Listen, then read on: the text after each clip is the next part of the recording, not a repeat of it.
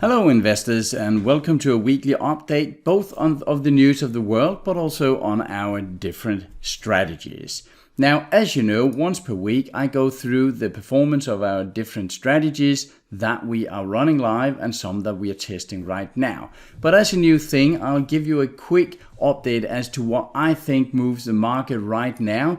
That can be interesting also to see if it has an effect for the new allocations in the weekly momentum strategy that kind of detects every week what is moving and what is not.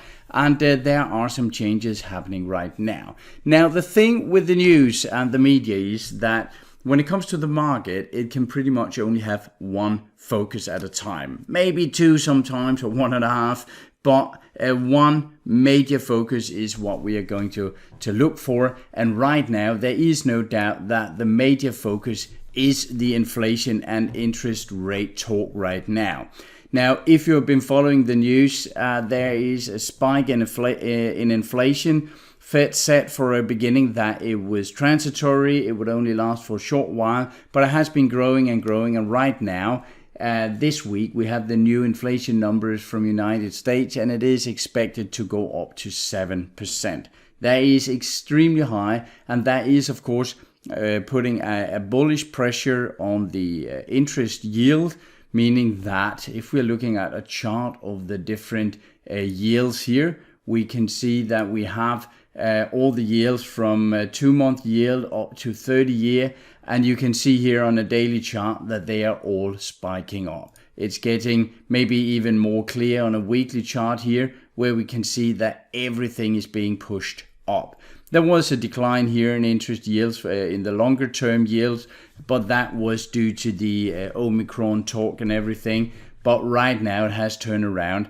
And with the FOMC minutes that came out last week, where we saw all the thoughts and ideas behind the last interest rate meeting, people got a bit shocked as to how much pressure there was inside Fed for even earlier interest rate hikes. So there is a talk about if the number is getting even larger than expected this week, that we might see an interest rate hike from Fed already in March, maybe April.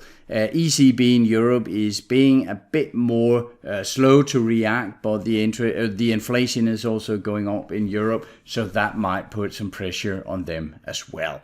Now, another news story that some people are asking about right now is the US or the NATO-Russian meeting in Geneva this week. If you haven't been following, then Russia is putting some pressure on Ukraine right now, putting a lot of troops at the border, about 100,000 troops there.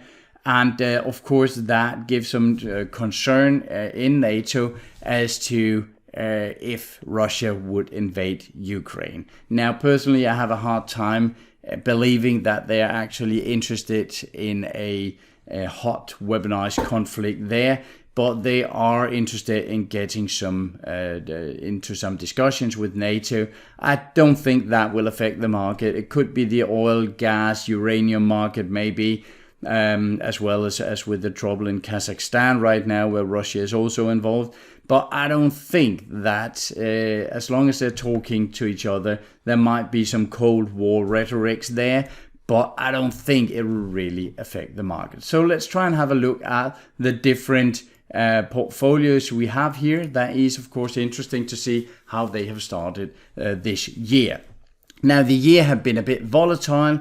There have been some drops last week when we saw the FOMC minutes coming out, and that, of course, made the different markets drop several percentage last week. So let's have a look at the weekly momentum for a start here.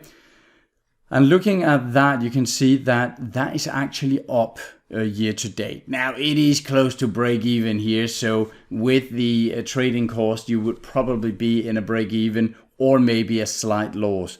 But comparing to the rest of the market, this is actually very impressive here, that the year to date return for the weekly momentum is it's actually very positive here. Now, looking at, let's just have a look at the allocations here. You can see that the model we have that is adjusting the quickest, of course, is the weekly momentum. And it is just a few weeks ago, or in the mid-December, where we saw technology be maybe 50 or 55% of the sector allocation here on the weekly momentum. But now it's down to 30%, and that is due to the interest rate hike concerns. We can also see that consumer defensive, that were an extremely small percentage just a month ago, that is up to 20% now. So that is giving us somewhat of a picture of the overall market. But the weekly momentum is starting the year off good, I think. So let's have a look at the other models here just quickly. We have the monthly momentum, and that is down a bit to 0.81% here. Still not as bad as the overall market, and we are still in this little slump. We are in the drawdown here. As I mentioned in one of the other weekly videos, I have added some more money to my own portfolio right here when we add this drawdown. That is normally a good time to add to your overall strategy portfolio. So I am doing that here now, and well, this is the monthly strategy. And when we look at the quarterly strategy, that should be pretty much the same. And yes, it is just around 0.8%. They are allocating into almost the same stocks here at the first of the month. And that is, of course, going to be more different when we get to the 1st of February, where the monthly momentum is allocating into new stocks and the quarterly momentum is keeping it for a couple of months more. So 0.8% down for the first for the first week of the year. I think that is very decent, and I'm very satisfied with these results compared to the overall market. Then, of course, we have the two ETF strategies down here, and the old ETF strategy, you can call it.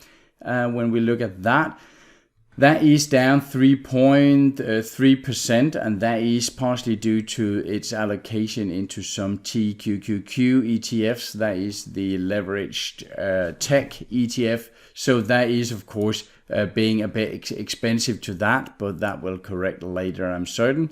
Then we have the new strategy, and you shouldn't look too much at the CAGR here, because the reason why we have this minus 83% CAGR is that we only started tracking it at the start of the year here. So since it is in a downturn here at minus 4.24%, at a CAGR, that will be quite dramatic. So don't look at this until we're a couple of months into the year. So that has been the ultimate dual momentum here, has started the year kind of negatively. All right, these are the two that are also in the subscription. And then, of course, we have the research strategies. And there we have the original dual momentum. And the original dual momentum is also down 2.13% for the year so far. And again, don't look at the CAGR. That is completely skewed due to the lack of data so far. So I think the core strategies here have started quite well. The ETF strategies have been hit a bit, but the stock momentum strategies are doing very well, and they normally do. If the market really takes a beating, we might see the models go into risk off at some point, but right now they are risk on, meaning we are all in stocks, and that's just how we like it. All right, that's all for this week. I will get back to you next week with more news of the world and a walkthrough of the different strategies that we track here. Remember, if you want to have a look at these and test us out, there's a 30-day free trial on the page, and you can just test us out and see if you like some sort of automated strategy to be a part of your portfolio construction. That's all for now. Take care of yourself and your money out there, and I'll talk to you shortly. Bye.